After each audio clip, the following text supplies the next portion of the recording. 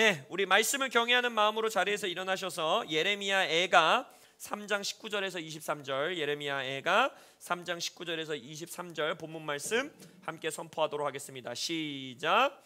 내 고초와 재난 곧 쑥과 담즙을 기억하소서. 내 마음이 그것을 기억하고 내가 낙심이 되오나 이것을 내가 내 마음에 담아두었더니 그것이 오히려 나의 소망이 되었사옴은 여호와의 인자와 긍휼이 무궁하심으로 우리가 진멸되지 아니함이니이다. 이것들이 아침마다 새로우니 주의 성실하심이 크시도소이다. 아멘. 하나님, 고난과 역경과 예레미야가 고백하는 것처럼 우리의 고초와 재난, 쑥과 담즙이 경험되어지는 우리의 삶의 순간순간 그 시즌 가운데에 더욱더 뜨거운 소망과 신앙의 열정의 불로 타오를 수 있는 우리들 되게 하여 주옵소서. 특별히 이 3개월의 시간 4월, 5월, 6월 우리가 열정이라는 키워드로 하나님 앞에 나아가오니 고난 가운데에서도 어려움 가운데서도 사망의 음침한 골짜기를 지나는 가운데서도 열정의 불이 꺼지지 않고 더 타오르는 우리들 되게 하여 주옵소서. 그렇게 우리를 도우실 주님을 찬양하며 예수님의 이름으로 기도합니다. 아멘. 자리에 앉으시겠습니다.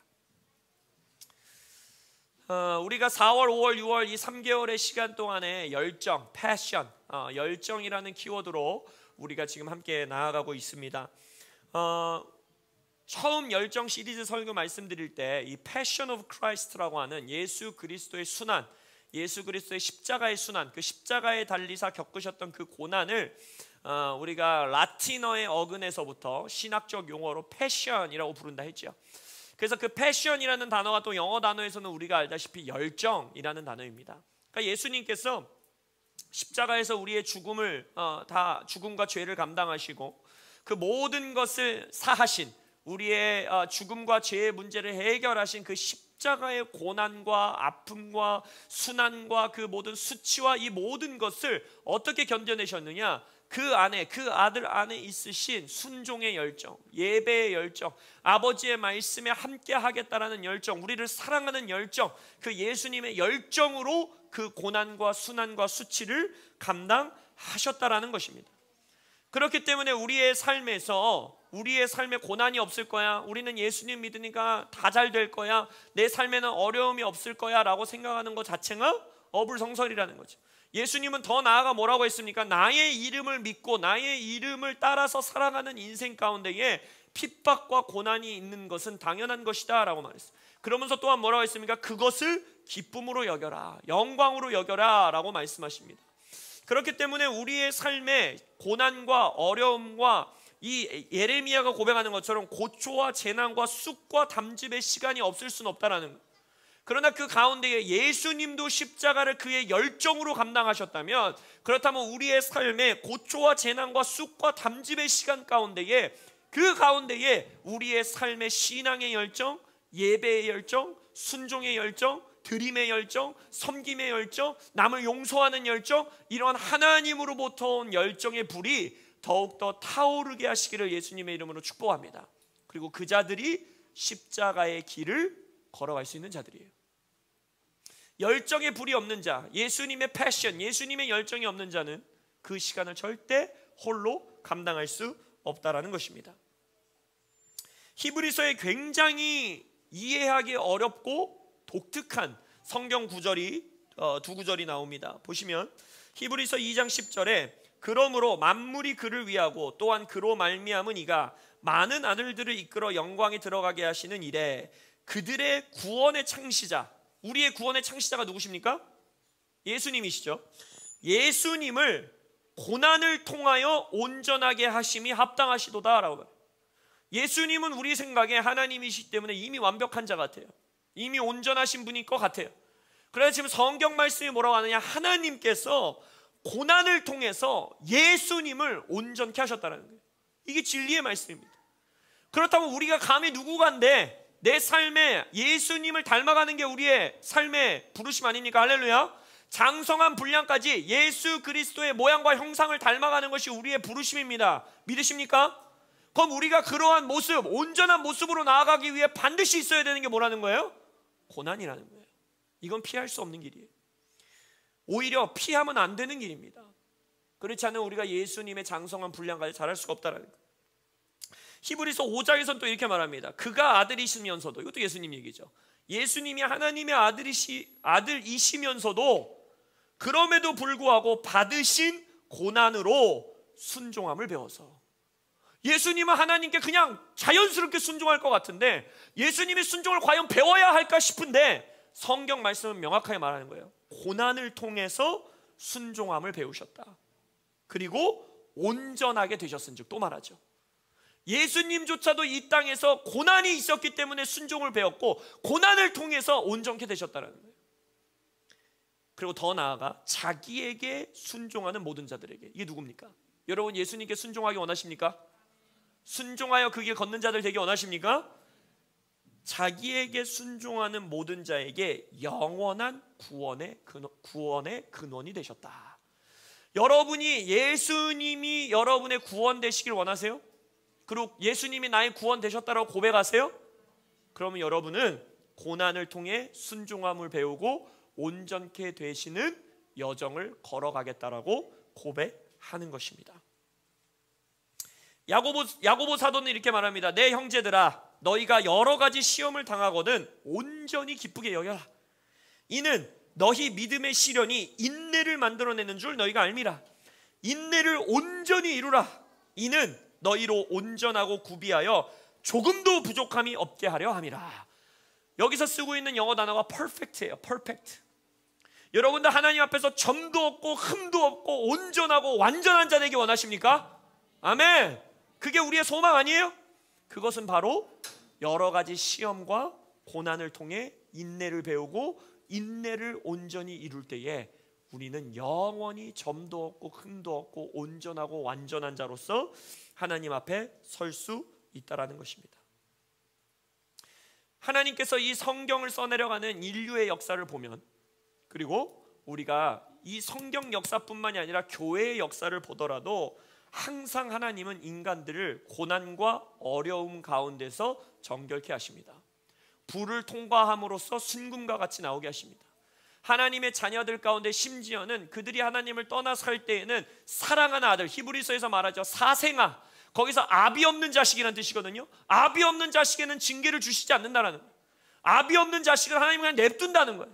그러나 사랑하는 자, 하나님이 그들의 아버지인 자들은 사랑의 고난을 주시기도 한다는 거예요. 사랑의 징계를 주시기도 한다는 거예요. 왜? 그것을 통해 온전한 자로 만드시기 위해, 그것을 통해 순금과 같이 우리를 만드시기 위해서라는 거예요. 그렇기 때문에 우리의 머릿속에서 계속해서 벗겨내야 되는 게 뭐냐면 사단과 세상의 내러티브를 벗어나셔야 돼요. 내 머릿속에서, 내 마음속에서, 내 감정선에서, 나의 정서선에서 없애버려야 돼요. 바로 뭡니까? 꽃길만 걷는 것이 복된 삶이다. 어려움이 없는 삶이 복된 삶이다. 그게 과연 복된 삶일까? 지성이면 감천이다. 신앙이 좋으면 하나님을 기쁘게 하는 자들이라면 어려움이 없어야 된다. 그러니까 어려움이 있는 자는 지금 신앙에 문제가 있는 거다. 어려움이 있는 자는 지금 믿음이 부족한 거다. 아니면 어려움이 있는 것은 지금 뭔가 하나님께 복을 받지 못하고 있는 것이다 라고 말하고 있어요. 근데 예수님의 고백을 보세요. 우리가 인간으로서 이 땅에서 받을 수 있는 가장 큰 하나님의 복이 뭘 것 같으세요?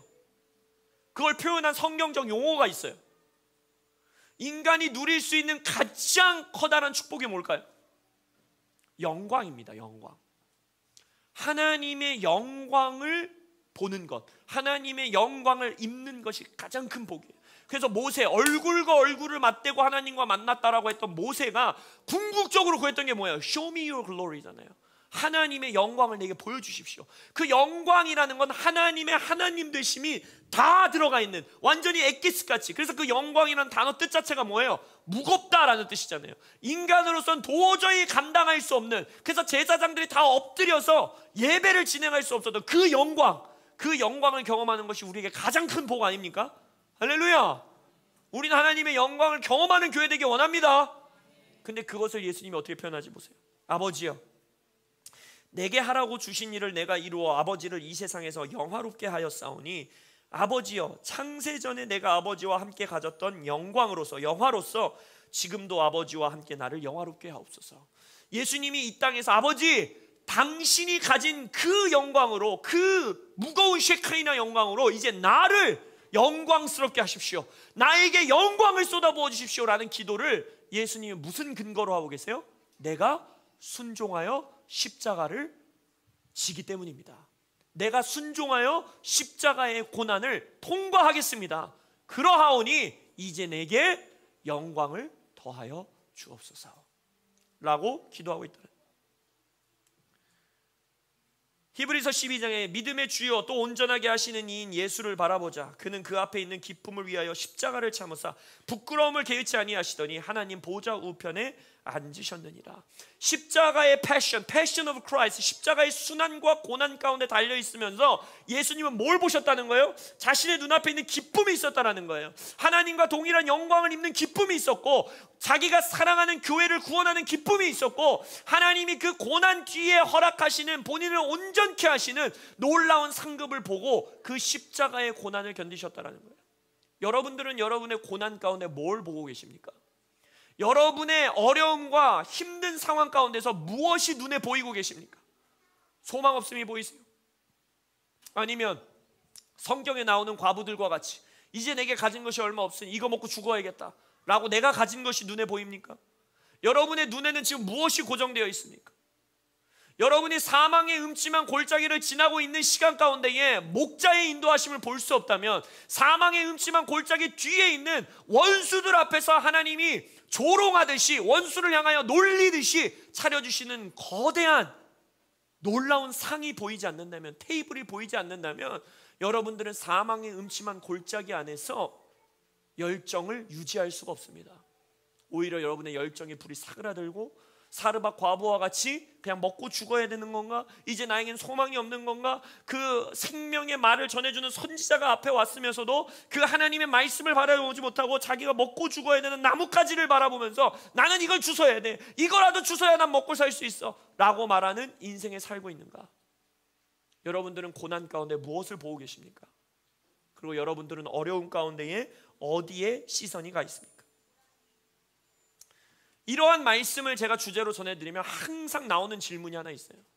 예수님은 하나님께 순종해서 그거를 겪은 거 아닙니까? 그러니까 영광스러운 고난 아닙니까? 예수님의 이름 때문에 겪는 고난과 핍박은 우리가 그거 이해하겠습니다. 그렇죠. 복음 전하다가 핍박을 받고 예수님을 전하다가 핍박을 받으면 그래, 이것이 나의 영광이다, 나는 이것을 위해 견딜 때에 하나님이 나에게 복을 주실 것이다, 하나님이 나에게 열정의 불을 주실 것이다, 고난을 당해 이 복음 때문에 당하는 고난 가운데 나의 열정의 불이 일어날 것이다 라고 생각해요. 근데 우리 마음 가운데 항상 있는 질문이 뭐냐? 이 어려움은 나 때문에 생긴 것 같은 거예요. 내가 하나님 앞에 죄 지어서 생긴 어려운 것 같은 거예요. 내가 하나님 앞에서 실수해서 벌 받는 것 같은 거예요. 아니면 내가 틈을 줘서 사단이 나를 공격하는 것 같은 거예요. 아니, 이것도 내가 그 고난으로 내 맘대로 생각해도 되나? 내 맘대로 이것이 하나님의 영광을 위한 어려움이라고 생각해도 되나? 내가 여기서도 하나님의 열정이 불타오를 수 있는 그러한 고난 어려움이라고 내 맘대로 오해하는 거 아닌가? 이건 내 죄값 아닌가? 여러분, 일단 여러분의 죄값을 다룰 수 없기 때문에 예수님이 죽으신 거예요. 할렐루야. 그러나 그렇게만 말하면 너무 단순하잖아요. 그죠? 믿어지지 않잖아요. 그럼 우리가 성경 속에서 하나님이 그걸 어떻게 말했는지 아셔야 돼요. 제가 시편 9절에서 저에게 가장 좋아하는 시편 9절이 뭐냐라고 말한다면 저는 어렵지 않아요. 그 성경에서 가장 길다고 하는 시편이잖아요. 150편이나 있고 가장 두껍고, 그죠? 그 중에서 저에게 한 구절만 골라보세요 라고 하면 저는 바로 나옵니다. 뭔지 아세요? 시편 34편에 너희는 여호와의 선하심을 맛보아 알지어다, 그에게 피하는 자는 복이 있도다. 다윗이 하나님의 선하심을 맛보아 알라고 사람들이 가르치고 있어요. 그 말은 뭐예요? 자기는 맛봤다는 거예요? 안 맛봤다는 거예요? 맛봤다는 거죠. 내가 하나님의 선하심을 맛봤는데 너무 좋다는 거예요. 너네도 하나님의 선하심을 맛봐야 된다. 그러면서 뭐라 합니까? 그에게 피하는 자는 복이 있다. 그럼 피할 일이 있었다는 거예요? 없었다는 거예요? 피할 일이 있었다라는 거예요. 지금 어려움 가운데, 고난 가운데 내가 하나님께 피난처 삼아야 되고 하나님께 피난해야 되고 하나님께 구해야 되는 시간을 겪었는데 거기서 자기는 하나님의 선하심을 맛봤다라는 거예요. 그러면서 이 시편 기자가 말하는 거예요. 다윗이 너희들도 이러한 삶을 살아라, 이게 복받는 삶이다, 선하심을 맛봐야 된다, 죽게 피해야 된다라고 말해요. 근데 이 상황을 아셔야 돼요. 이 상황을 아셔야 돼요. 이게 가끔 우리가 찬양이 막 주님의 선하심 맛보아 막 엄청 막 업비트로 막 빠른 찬양이잖아요. 이건 전혀 기쁜 순간이 아니에요. 지금 다윗의 인생에 가장 수치스럽고 가장 어렵고 게다가 자기 잘못 때문에 빠지게 된 제일 수치스러운 순간이에요. 이때가 언제인지 아세요? 아비멜렉 왕 앞에 사울이 자기를 하도 쫓아오니까 이제 나 좀 살아야겠다. 도저히 사울한테 벗어날 수가 없겠다. 그래서 다른 왕한테, 그러니까 자기가 옛날에 천천히요 만만히요 했잖아요. 그러니까 자기가 칼로 죽이던 그 왕한테 가갖고 나 좀 살려달라고 한 거예요. 근데 그 왕이 딱 보아하니 부하들이 그 옆에 있는 신하들이 왕한테 이렇게 말하는 거예요. 쟤 다윗 기억 안 나냐? 쟤가 지금 뭐 왕한테 지금 항복하러 온 거 같냐? 쟤 지금 우리 염탐하러 온 거다. 쟤 죽여야 된다. 이러니까 다윗이 분위기를 딱 보니까 자기가 여기서 죽게 생긴 거예요. 그래서 어떻게 합니까? 침을 질질 흘리고 머리를 다 풀어헤치고 수염에 침을 흘리게 하면서, 죄송합니다 이런 단어를 써도, 미친놈처럼 행색을 합니다. 문자 그대로 미친 척을 해요. 뭐 영구춤을 췄는지 뭐 땡치리 같이 굴었는지 우린 몰라요. 근데 성경에 보면 수염에 침을 질질 흘리더라라고 말해요. 그러고 나서 그 아비멜렉 왕이 뭐라고 합니까? 아니 우리나라에 미친 사람이 얼마나 많은데 그게 부족해갖고 쟤까지 데리고 오냐 이렇게 말해요. 그리고 내쫓습니다. 그리고 나서 쓴 시예요. 그리고 나서 부른 노래가 시편 34편이에요. 거기 나와 있어요. 시편 34편 맨 앞 구절에 언제 다윗이 부른 노래이냐 이렇게 써 있어요. 그 순간이. 자, 하나님이 다윗한테 원수에게 가서 목숨을 부지하라고 했습니까? 그러지 않았죠. 다윗 스스로 죄성으로 잘못된 선택을 한 거예요. 하나님이 나의 도움자 되시고 하나님이 나를 구원하실 거라는 믿음이 없어서 불신앙 때문에 죄로 선택한 선택인 거예요. 원수에게 간 거예요. 원수에게 목숨을 부지하러 갔어요. 그나마도 잘 안 돼가지고 미친 사람 척하면서 침을 질질 흘리면서 수치와 죄의 정죄와 부끄러움과 내 실수와 나의 믿음 없음과 불신앙과 하나님이 하라고 하지도 않은 일을 함으로써 자처한 수치, 어려움, 고난이에요. 그때 다윗이 뭐라고 고백합니까? 나는 주님의 선하심을 맛보아 알았다 말이에요. 저는 성경 인물 중에 제일 뻔뻔한 사람은 다윗이라고 생각합니다. 다윗은 죄 짓고도 하나님 앞에 빠르게 가는 사람이었고, 이 자리에서도 뭐라 합니까? 오히려 자기 혼자 알고 그냥 노래 그냥 일기장 같은 데만 썼으면 되는데 사람들이 뭐라 해요? 얘들아, 너의 실수 때문에 수치를 겪고 있니? 네가 하나님이 하지도 하라고 하지도 않은 짓을 해가지고 지금 함정에 빠졌니? 너의 삶의 어려움과 고난이 너 때문에 생겼니? 그러면 하나님께 피해라. 그럼 복을 경험할 것이다. 그리고 그 자리에서 너는 하나님의 선하심을 맛보아 알게 될 것이다. 그러면 여러분들의 열정이 어떻게 안 타오를 수 있겠어요? 내 실수 때문에, 내 죄 때문에, 내 불신앙 때문에, 나의 잘못된 선택 때문에 내가 함정을 받고, 내가 덫에 걸려들었고, 내가 원수들 앞에서 조롱거리가 되었고, 내가 원수들 앞에서 엄청난 수치를 겪고 있는 그 자리에서 하나님이 날 여전히 선하시게 만나주시고, 여전히 나에게 선하심을 맛보아 알게 하시고, 여전히 나를 피하도록 감싸주시고 복을 주신다면 어찌 내 열정이 안 타오를 수가 있겠어요? 나의 하나님이 이토록 나에게 좋으신 분이란 말이에요. 하나님이 나에게 이토록 자비와 긍휼과 선하심이 넘치는 분이란 말이에요. 어떻게 하나님을 향한 열정이 타오르지 않을 수 있겠습니까? 이 고난과 수치의 시간에 여러분 하나님께 나가는 게 근데 쉬울 것 같죠? 그렇지 않아요. 죄의 첫 번째 결과가 뭡니까? 나의 죄를 감추는 거였어요. 아담과 하와가, 물론 우린 결과론적인 얘기지만 그렇게 되지 않았기 때문에 그거 모르죠. 그러나 우리가 생각했을 때 아담과 하와가 선악과를 따먹은 직후에 하나님 앞에 발가벗은 채로 무릎 꿇고 우리가 하나님 앞에 죄를 지었습니다, 우리를 용서해 주십시오 라고 했다면, 우리가 성경을 통해 보는 하나님이었다면 반드시 용서하셨겠죠. 그죠?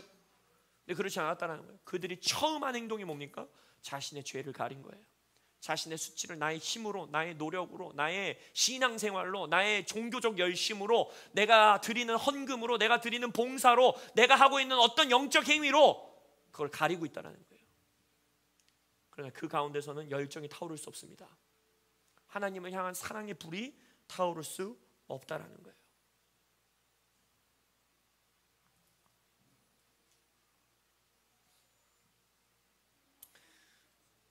나의 실수와 나의 죄 때문에 빠지게 된 어려움 가운데서 하나님의 선하심을 맛보아 아는 열정이 있으셔야 됩니다. 그리고 우리가 두 번째 어려운 건 또 뭔지 아세요? 나의 실수 때문도 아닌 것 같고, 이게 사단의 공격인가 모르겠고, 내가 왜 겪는 고난이고 왜 겪는 어려움이지? 이해가 안 되는 어려움들이 있습니다. 알 수 없는 어려움들. 이게 진짜 하나님이 주시는 건가? 아니면 지금 사단이 나에게 주는 건가? 아니면 내 실수 때문인가? 다 이해할 수 없는 삶의 상황들이 너무 많지 않으세요? 그러니까 막 믿음을 생각해서 하나님이 주는 고난일 거야. 하나님이 지금 나를 이렇게 더 강건하게 하시는 걸 거야. 그러니까 내가 믿음을 가져야지 해도 잘 안 되고, 이게 사단의 공격인가? 막 영적 전쟁을 해야 돼. 큰 영적 전쟁을 해도 잘 안 되고, 이해가 안 되는 순간들이 있어요. 어쩌보면 인간은 이게 더 어려워요. 나의 실수 때문에 처하게 된 어려움이라고 생각한다면, 내가 하나님 앞에 기도하고 씨름하면서 회개합니다, 내가 하나님께 나아가겠습니다, 나의 선하심 맛봐, 이렇게 말하는 거는 어떻게 보면은 정말 하나님 앞에 나아갈 수 있을 것 같은데, 이해가 안 되는 상황, 왜 내가 이 상황에 있는지 모르겠는 상황, 그때가 제일 어려워요. 근데 그때 우리가 어떻게 열정의 불을 사그라뜨리지 않고 타오르게 할 수 있는가? 바로 우리가 향유옥합의 마리아를 통해 알 수 있습니다. 마리아는 예수님이 죽으셔야 되는 거구나 라는 걸 깨닫게 됩니다. 왜냐하면 거기서 말하죠. 예수님이 이 잔은 나의 장례를 준비하기 위해 이 향유옥합을 깬 거다라고 했어요. 근데 문제는 뭐냐? 왜 죽어야 되는지 전혀 이해하지 못했어요. 여러분, 그때 당시까지만 해도 예수님을 따라다니던 제자의 마음은 뭐였어요? 예수님이 이제 곧 로마 황제를 무너뜨리고 로마 제국을 무너뜨리고 우리 유대인의 왕 다윗의 후손의 왕이 돼서 이스라엘이라는 나라를 아주 영광스러운 나라, 솔로몬 때보다 더 영광스러운 나라로 만들어줄 거다, 이 믿음을 가지고 따라다닌 거예요, 예수님을. 근데 이제 계시가 임한 거예요, 마리아에게. 어느 날 예수님 얼굴을 딱 보는데 예수님이 죽으셔야 되네, 예수님이 죽는구나.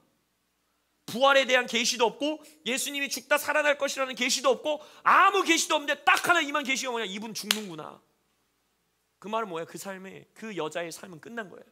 내가 모든 삶을 여기다 걸었는데, 내가 걸 수 있는 모든 걸 걸고 이 나사렛 예수라는 자를 따라왔는데, 이 자가 죽는구나, 끝이구나.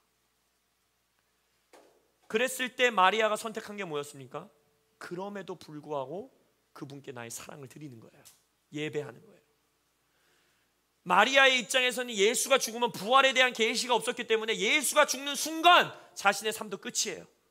자신의 삶은 영원한 어둠이고 이제 해결될 수 없고, 내 문제는 모든 걸 이자에게 속망을 걸었는데 이게 다 없어지는 거예요. 기적, 돌파, 기도 제목, 그게 다 없어지는 거예요. 그럼에도 불구하고 마리아가 선택하는 건 뭡니까? 당신을 예배합니다, 당신을 사랑합니다. 그리고 난 이해할 수는 없지만 당신의 죽음의 길을 나도 준비하겠습니다, 나도 함께 가겠습니다. 왜 해야 되는지도 모르고 왜 이렇게 돼야 되는지도 모르고 이게 싫고 이해할 수 없지만 내가 예배를 선택합니다, 나의 사랑을 드림을 선택합니다. 내가 가진 모든 걸 드리는, 향유옥합 비싸다 이런 강의 많이 들으셨잖아요. 엄청난 가격이에요. 그건 그 모든 걸 내어드리는 예배를 선택하겠습니다 라고 했을 때 예수님이 뭐라고 합니까? 내가 진실로 너희에게 이르노니 온 천하에 어디서든지 이 복음이 전파되는 곳에서는 이 여자가 행한 일도 말하여 그를 기억하리라 하시니라. 영원히 기억되는 예배로 남는다는 거예요. 저는 이 말씀을 읽을 때마다 그런 생각을 해봐요. 과연 2024년 5월 12일 주일 아침에 내가 드린 예배가 영원토록 기억에 남는 예배가 될 수 있을까?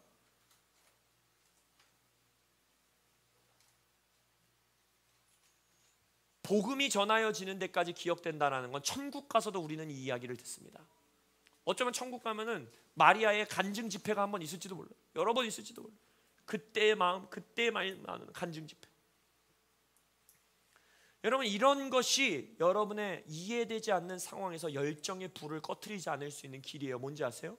내가 이해할 수 없을 때, 왜 겪어야 되는 어려움인지 모를 때, 그리고 앞으로 미래의 회복과 소망이 보이지 않을 때, 이대로 그냥 끝날 것 같을 때, 그때 내가 낙심과 슬픔과 우울함으로 그 자리에 서는 것이 아니라 그래도 주님을 찬양합니다. 다 이해 못해도 주님을 예배합니다. 솔직히 싫습니다. 소망이 보이지 않습니다. 그냥 이대로 죽을 것 같습니다. 그러나 내가 주님을 찬양하고 나의 것을 드립니다 라고 고백할 때 하나님은 영원히 그 예배를 기억하시겠다라는 거예요. 이게 우리의 열정의 불이 될 수 있습니다. 여러분, 이 마음이 우리가 지금까지 본 고난의 때에 열정의 불을 간직하는 것, 내가 내 실수를 해서 내 어려움을 내가 자처했을 때도 하나님의 선하심을 맛보아 알겠다라는 열정, 내가 다 이해할 수 없을 때에도 주님을 찬양하고 예배하겠다라는 열정, 이 열정을 어떻게 타오르게 할 수 있는가? 이 땅에서의 삶의 끝이 아니라는 걸 구체적으로 아셔야 돼요. 이게 바로 영원의 관점입니다. 나의 오늘 하루 이 땅에서의 80년 100년 인생이 다가 아니고 이 80년 100년의 인생이 나의 영원한 삶을 결정지을 수 있는, 예수님이 영원토록 내 예배를 기억하실 수 있는 것이 바로 이 짧은 인생 가운데 이루어진다는 것을 구체적으로 기억할 때 여러분에게 고난과 어려움과 심지어는 내 실수 때문에, 내 불신앙 때문에 겪게 되는 어려움조차도요, 뭐가 되는지 아세요? 기회가 됩니다. 기회가 돼요. 나의 열정의 불을 더 타오르게 할 수 있는 기회가 되고, 하나님께 영원한 영광을 얻을 수 있는 기회가 되고, 하나님께서 나의 예배를 영원토록 기억할 수 있는 기회가 됩니다. 그때만이 우리가 우리의 고난과 어려움 가운데에 그것을 어떻게 대하느냐, 우리의 삶의 태도가 변할 수밖에 없는 것이에요. 오늘 본문 말씀을 다시 한번 보면서 말씀을 마무리 짓고 싶어요. 내 고초와 재난 곧 쑥과 담즙을 기억하소서. 내 마음이 그것을 기억하고 내가 낙심이 되오나 이것을 내가 내 마음에 담아두었더니 그것이 오히려 나의 소망이 되었사오면 여호와의 인자와 긍휼이 무궁하심으로 우리가 진멸되지 아니함이니이다. 이것들이 아침마다 새로우니 주의 성실하심이 크시도 소이다. 우리가 이거 복음성가 있잖아요. 아침에 주의 신하심이, 엄청 서정적이고 막 아름답고 막 마음에 심금을 울리는 그런 찬양이잖아요. 약간 멜로디가 잘못됐어요. 지금 이 상황은요, 전혀 그런 상황이 아니에요. 예레미야 애가예요. 애가. 무슨 말이에요? 이스라엘 백성, 유다 지파 사람들이 하나님 법을 버리고 하나님의 뜻을 버리고 하나님께 불순종하고 불신앙으로 살아갔기 때문에 하나님이 그들을 징계하고 하나님이 그들에게 나에게 돌아오라 라고 말하는 어려움을 주시는 순간인 거예요. 그러니까 다윗과 똑같죠. 자기가 자초한 어려움이에요. 자신 백성들이 자초한 어려움이고 재난이고 고난이고 고초고 재난이고 쑥과 담즙이에요. 근데 그 자리에서 지금 예레미야는 뭐라고 말하고 있습니까? 그럼에도 나는 소망을 가질 수 있다는 거예요. 소망의 불이 꺼지지 않을 수 있다는 거예요. 왜? 하나님의 인자와 긍휼이 무궁하고 우리를 진멸하시지 않을 것을 믿기 때문에. 아침마다 주의 성실하심이 새롭게 되고 크게 됨을 나는 알고 있기 때문에 나의 실수여도 나의 죄악이어도 나의 불신앙이었어도 나는 회복될 수 있음을, 회개할 수 있음을, 그리고 주님 안에서 선하심을 맛보아 알 수 있음을 믿는 열정이 타오를 수 있다는 거예요. 그리고 내가 다 이해할 수 없는 어려움, 나의 머리로는 절대 알 수 없고 미래를 볼 수 없는 고난과 어려움 가운데서 우리는 낙심하여 무너지는 것이 아니라 오히려 하나님께 예배함으로 설 때에 우리는 그 자리에서 예배의 열정의 불을 타오르게 할 수 있고 영원히 기억되는 예배를 올려드리는 하나님의 자녀가 될 수 있다는 것입니다. 여러분, 제가 이번 주, 지지난주였죠. 지지난주에 우리 한국에서 아주 중요한 컨퍼런스가 하나 있었어요. 그게 뭐냐면 FTT라고 말하는 굉장히 전 세계적인 유명한 사역 기관인데, 선교 기관인데, Finish the Task라고 말하는 이제 마지막 임무, 마지막 이 지상 대명령, 복음을 땅 끝까지 전하는 일을 완수하자라는 마음으로 모이는 선교 연합체예요. 근데 그 선교 연합체가 보통 다른 나라에서 열리다가 올해는 한국에서 열린 거예요. 그러니까 올해 뭔가 한국의 뜻이 있는 것 같아요. 로잔 대회도 열리고 또 여기 이 FTT도 한국에서 열리고, 그 중에 이제 이면수 목사님, 여러분이 잘 아시는 북한에 억류되었다가 이 선교의 아주 선교계의 아버지 중에 한 분이, 살아계신 아버지 중에 한 분이신데 그분도 그 FTT의 아주 중요한 리더로서 함께 섬기고 계시고. 근데 이제 이 선교 그룹 안에서 공식적으로 발표한 게 뭐냐, 우리가 예전부터 알고 있었던 미전도 종족이란 단어 있잖아요. 그게 뭐냐면 언어, 문화권, 종족으로 나누는 거예요. 나라가 아니에요. 종족으로 나누는 거예요. 중국만 하나라도 중국 안에 여러 종족이 있어요. 근데 그 종족의 중에 한 사람에게라도 복음을 전하면 거기는 미전도 종족이 아닌 거예요, 이전까지는. 그래서 그 선교에 목숨을 거신 분들의 목표는 뭐예요? 나의 복음이 땅끝까지 전해지면 그제야 끝이 온 줄로 알고 내가 너희들에게 돌아오겠다 약속해 주시잖아요. 그러니까 예수님이 다시 오시는 길을 준비하는 것 가운데에 열방으로 복음을 전하는 선교사님들이 있다는 거예요. 근데 그들이 지금 잘 들으십시오. 이건 공식 발표입니다. 로잔에서도 이제 발표될 거예요. 공식적으로 이제 온 열방 온 세계에 미전도 종족이 없습니다. 복음이 다 전해졌어요.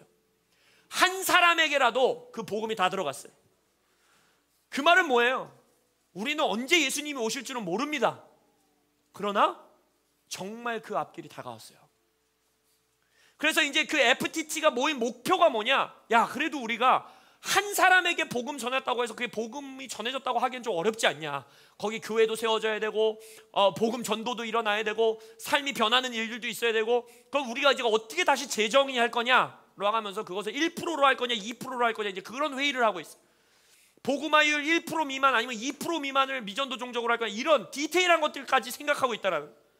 근데 지금 비공식적으로 1% 미만이라고 생각하자. 그랬을 때 몇 종족 정도 되냐라고 했을 때 7천여 종족이 된다는. 근데 그 중에 50%가 인도 북부 지역에 있어요. 그래서 지금 모든 대형 선교 조직들과 선교 기관들이 어디를 집중하는지 아세요? 아시아를 집중해요. 웩성교회, 영국에 있는 웩성교회마다도 말레이시아로 본부를 옮기고 있어요. 왜냐? 이 미전도 종족에게 나아가기 위해서는 이제 이 아시아와 중동으로 열리는 백투 제루살렘이라고 하는 그 길을, 복음을 전할 때 예수 오실 길이 준비된다는 거예요. 여러분, 우리 그냥 가볍게 살 날이 없습니다. 이제 정말 복음이 땅끝까지 전해지는 그 시대를 우리가 살고 있는 거예요. 꿈도 꿀 수 없었던 그 시대에 지금 여러분들은 살아계시는 거예요. 우리가 과거에, 저가 청소년 시절에 들었던 막 미전도 종족으로 나가자, 뭐 10, 40 창으로 나가야 된다, 복음을 갖고 나가자, 막 이런 설교가요, 이제 그 정의론 끝나버린 거예요. 모든 종족에게 복음이 들어갔어요. 예수님 다시 오실 날이 얼마 남지 않았어요. 여기서 뭐 내년에 옵니다, 10년 후에 옵니다, 그러면 이단이 되는 거예요. 우린 몰라요. 그러나 예수님이 가장 중요하게 생각하신 약속, 하나님 나라의 복음이 땅끝까지 전해지면 내가 그때 오겠다라고 말씀하신 그 약속이 이루어질 날이 얼마 남지 않았어요. 그렇기 때문에 여러분, 여러분의 남아있는 인생 가운데 고난과 어려움을 낭비하시면 안 됩니다. 여러분의 삶에 겪는 불신앙 때문에 겪는 실수라 할지라도 그 어려움을 낭비하시면 안 돼요. 거기서 열정의 불을 타오르게 하셔야 되고, 거기서 영원한 상급을 바라보셔야 되고, 거기서 하나님의 영광을 입으셔야 되고, 거기서 하나님의 선하심을 맛보아 알아야 됩니다. 이제 그럴 기회가 얼마 없습니다. 정말 고난과 어려움 가운데 하나님을 예배하고 하나님의 열정의 불을 더 타오르게 할 수 있는 기회가 얼마 없어요. 여러분 생각해 보세요. 예수님 다시 오셔서 이 땅에 천국이 임하잖아요. 거기 고난과 어려움이 없습니다. 눈물도 없습니다. 아픔도 없습니다. 이해하지 못함도 없습니다. 딱 하나 이해하지 못하면 내가 하나님을 아직 더 알아야 되는, 영원히 알아가도 다 알 수 없는 하나님, 그거밖에 없어요. 내 삶에 어두움 자체가 없어져요. 그럼 그때는 고난과 어려움 가운데 내 삶을 드리는 예배를 드리고 싶어도 드릴 수가 없어요.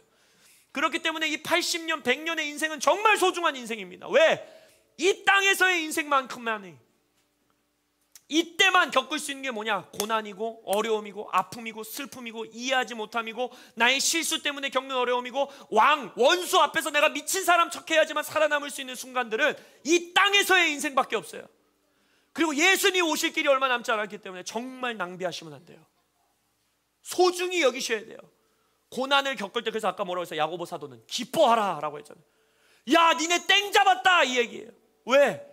그때만이 니네가 인내를 배울 수 있고, 그때만이 아들 예수가 고난을 통해 온전케 된 것처럼 그때 너희들이 온전케 될 수 있다. 그때 너희들이 예수를 닮아갈 수 있다. 그때 너희들이 장성한 분량까지 나아갈 수 있다. 니네 땡 잡았다, 기뻐해라 라고 야고보가 말하고 있는 거예요. 여러분, 땡 잡으시길 예수님의 이름으로 축복합니다. 땡 많이 잡으세요. 할렐루야. 고난과 어려움 가운데에 나뭇가지 죽기 위해 땅을 바라보는 사르밧 과부가 아니라 땡 잡는 자들이 되시길 예수님의 이름으로 축복합니다. 야고보가 온전히 기쁨으로 여기라. 막 우리 교회에 어느 날 권사님들이 들어오시면서 내 삶에 고난이 왔어, 너무 좋아 라고 들어오시기를 예수님의 이름으로 축복합니다. 그게 세상에 보면 미친 사람 아니겠어요? 그게 세상에 보면 미친 다윗과 똑같은 거 아니에요? 그러나 웃으며 나의 이 고난의 때에 나는 주님을 예배하는 걸 선택할 거기 때문에 나는 영광을 입을 거야, 나는 주님의 선하심을 맛보아 알게 될 거야, 영원히 기억되는 예배를 올려드릴 수 있는 기회가 나에게 왔어. 그렇게 기도할 수 있는, 그리고 그렇게 기뻐하는 자와 함께 웃을 수 있는 그러한 공동체 되시길 예수님의 이름으로 축복합니다. 아멘. 기도하겠습니다.